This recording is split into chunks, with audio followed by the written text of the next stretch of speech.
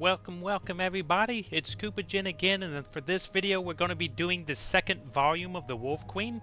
I'm trying to do a series where I'm just going through all of these books and reading through it. If you saw the first one, then you're already ready for this one. If not, I would go back and watch the first one.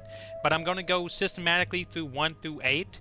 So today, it's going to be book 2 with the Wolf Queen. We've already kind of seen her childhood and figured out that she's not the greatest individual. She has this thing of wanting to scam her family repeatedly. And so we're going to see how that develops as we read through this book. But thank you for joining me. If you like this, let me know in the comments. And maybe slash a like on that too. You know, there's a little like button that might help you out. And help me understand what you like. But this is The Wolf Queen, Book 2 by Waffen Yarth. From the pen of the 1st century 3rd era sage Montekai, 3rd era, year 82. A year after the wedding of his 14-year-old granddaughter, the Princess Potema, to King Mantiarco of the Nordic Kingdom of Solitude, the Emperor Uriel Septim II passed on. His son Pelagius Septim II was made emperor, and he faced a greatly depleted treasury thanks to his father's poor management. As the new Queen of Solitude, Potema faced opposition from the old Nordic houses, who viewed her as an outsider. Mantiarco had been widowed, and his former queen was loved. She had left him a son, Prince Bathorg, who was 2 years older than his stepmother, and loved her not. Oh, dang. But the king loved his queen and suffered with her through miscarriage after miscarriage until her 29th year, when she bore him a son. Now in the 3rd era, year 97. You must do something to help the pain, Potema cried, baring her teeth. The healer Kelmeth immediately thought of a she-wolf in labor, but he put the image from his mind. Her enemies called her the Wolf Queen for certus, but not because of any physical resemblance. Your Majesty, there is no injury for me to heal. The pain you feel is natural and helpful for the birth. He was going to add more words of consolation, but he had to break off to duck the mirror she flung at him. I'm not a pig-nosed peasant girl, she snarled. I am the Queen of Solitude, daughter of the Emperor. Summon the Daedra. I'll trade the soul of every last subject of mine for a little comfort.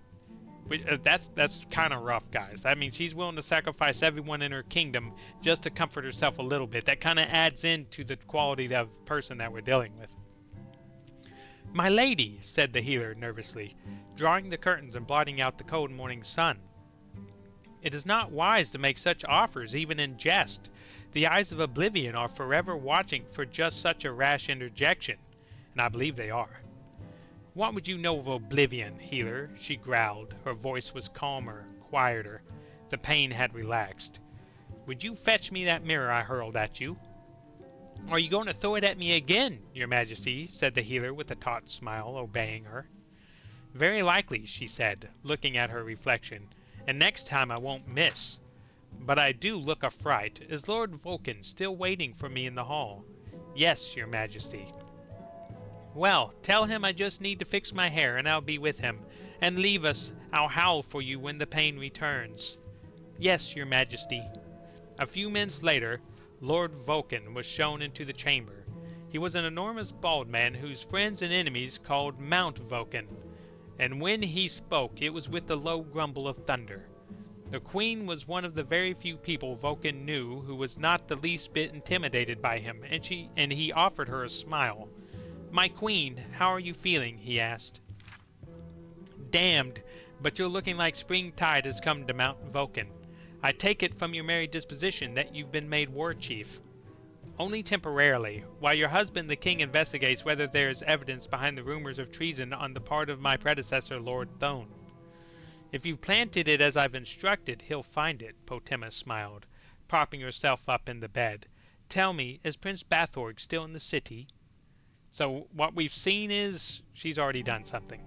So already planting evidence, trying to make someone else look bad as guilty. What a question, Your Highness, laughed the mountain. It's the tournament of stamina today. You know the prince would never miss that. The fellow invents new strategies of self-defense every year to show off during the games. Don't you recall last year where he entered the ring unarmored and after 20 minutes of fending off 6 bladesmen left the games without a scratch? He dedicated that bout to his late mother, Queen Amodetha. Yes, I recall. He's no friend to me or you, your highness, but you must give the man his due respect. He moves like lightning. You wouldn't think it of him, but he always seems to use his awkwardness to his advantage, to throw his opponents off. Some say he learned the style from the orcs to the south. They say he learned from them how to anticipate a foe's attack by some sort of supernatural power. There's nothing supernatural about it, said the queen, quietly. He gets it from his father. Mantiarco never moved like that, Vulcan chuckled. I never said he did, said Potema, her eyes closed and her teeth gritted together. The pain's returning. You must fetch the healer, but first, I must ask you one other thing. Has the new summer palace construction begun? I think so, your highness. Do not think, she cried, gripping the sheets, biting her lip so a stream of blood dripped down her chin. Do make certain that the construction begins at once, today. Your future, my future, and the future of this child depend on it. Go. 4 hours later, Mantiarco entered the room to see his son. His queen smiled weakly as he gave her a kiss on the forehead. She handed him the child. A tear ran down his face. Another one quickly followed, and then another. My lord, she said fondly, I know you're sentimental, but really, it's not only the child, though he is beautiful with all the fairness of his mother. Mantiarco turned to his wife. Sadly, his aged features twisted in agony. My dear wife, there is trouble at the palace. In truth, this birth is the only thing that keeps this day from being the darkest in my reign. What is it? Something at the tournament? Potema pulled herself up in bed. Something with Bathorg? No, it isn't the tournament, but it does relate to Bathorg.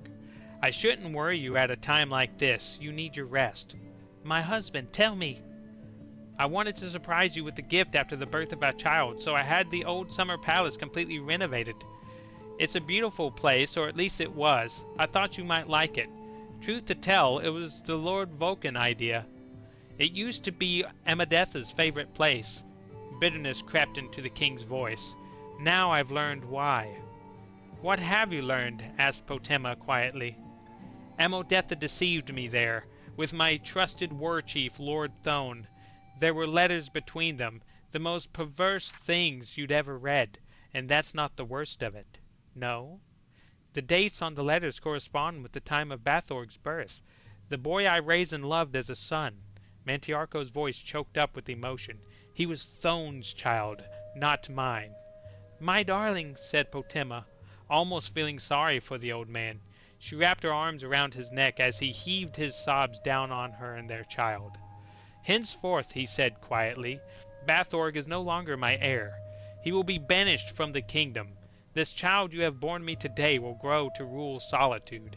And perhaps more, said Potema. He is the Emperor's grandson as well. We will name him Mantiarco II. My darling, I would love that, said Potema, kissing the king's tear-streaked face. But may I suggest Uriel after my grandfather the Emperor, who brought us together in marriage? King Mantiarco smiled at his wife and nodded his head. There was a knock at the door. Alright guys, so with that one, we figure out that she's pulled some other stuff. So the stuff he found at the castle, as led by Mount Vulcan, was just them kind of setting up a lie to say that his son was not his legitimate child. So she's already pulled something huge here that just ripped that kid out of succession, and now he's going to get banished, and her son is lined up to be the next ruler. Whether or not that comes to something, who knows? My liege, said Mount Vulcan, His Highness Prince Bathorg has finished the tournament and awaits you to present his award. He has successfully withstood attacks by 9 archers and the giant scorpion we brought in from Hammerfell. The crowd is roaring his name. They are calling him the man who cannot be hit. I will see him, said King Mantiarco sadly, and left the chamber. Oh, he can be hit, all right, said Potema warily, but it does take some doing. Jeezums. So guys, unfortunately that is book 2. So it looks like from the way things are going, Potema clearly wanted to get around him and illegitimize the son, who is awesome at combat. Like, we're saying it, this guy is amazing as a fighter, and arguably probably one of the greatest in the realm. and she's still trying to shoot this kid down because he's not her son. He's the son to the ex-queen. And so she's doing everything she can to get around that and put her son as the rightful heir. And it looks like she succeeded in that. So for now, guys, that's going to be the Wolf Queen Volume 2. If you want to see more of these, go ahead and keep an eye out, because I'm going to at least finish this series. But if you want to see stuff beyond these volumes and more stuff within the series, go ahead and let me know. If you want to follow me over on Twitch, it is Koopagen. Go ahead and look for me there as well. Might see me playing different games, but I'm always willing to expand around and try other stuff. But thank you. I hope you had a good time with me on this book, and I'll see you on the next one. Goodbye, guys, and appreciate it.